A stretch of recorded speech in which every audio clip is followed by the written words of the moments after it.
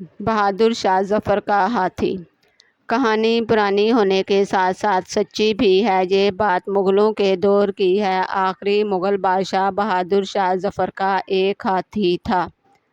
نام تھا اس کا مولا بخش۔ یہ ہاتھی اپنے مالک کا بے حد وفادار تھا۔ ہاتھی خاصا بوڑھا تھا مگر تھا بہت صحت مند۔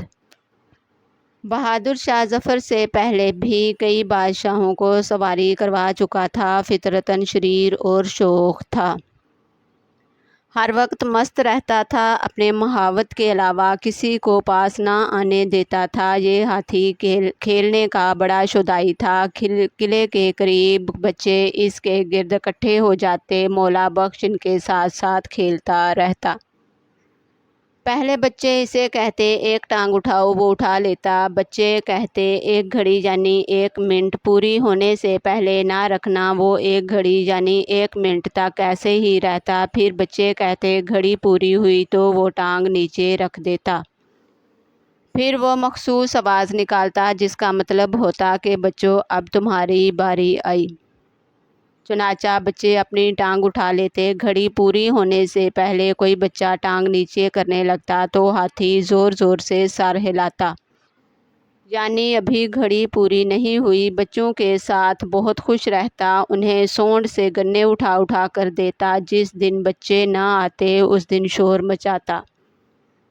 مجبوراً محاوت بچوں کو بلا کر لاتا۔ ویسے تو یہ بہت شوخ ہاتھی تھا لیکن جب بادشاہ کی سواری کا موقع آتا تو بہت مؤدب اور سنجیدہ ہو جاتا جب تک بادشاہ صحیح طرح بیٹھ نہ جائے، کھڑا نہ ہوتا۔ 1857 میں جب انگریز قلعہ پر قابض ہوئے اور بہادر شاہ ظفر نے ہمایوں کے مقبرے میں پناہ لی تو مولا بخش بہت اداس ہو گیا۔ بادشاہ سے بچھڑنے کا اسے اتنا غم ہوا کہ اس نے کھانا پینا چھوڑ دیا۔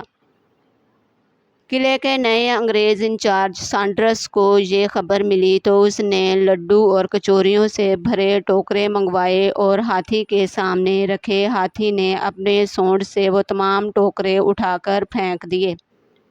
سانڈرس کو غصہ آیا کہ یہاں تو ہاتھی بھی باغی ہیں۔ اس نے ہاتھی کی نیلامی کا حکم دیا۔ ہاتھی کو بازار میں کھڑا کر دیا گیا مگر کوئی بھی بولی نہیں لگا رہا تھا۔ پھر ایک پنساری نے 250 روپے کی بولی لگائی اور ہاتھی اس کے ہاتھ نیلام کرنے کا فیصلہ ہوا۔ محاوت نے یہ دیکھ کر کہا مولا بخش ہم دونوں نے بادشاہ کی بہت غلامی کر لی۔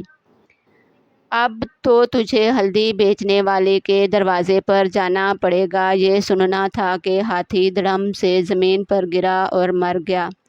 ہاتھی کی وفاداری کا یہ قصہ بہت انوکھا ہے۔ مولا بخش نے اپنے مالک کے علاوہ کسی کے پاس رہنا پسند نہ کیا اور اس غم نے اس کی جان لے لی۔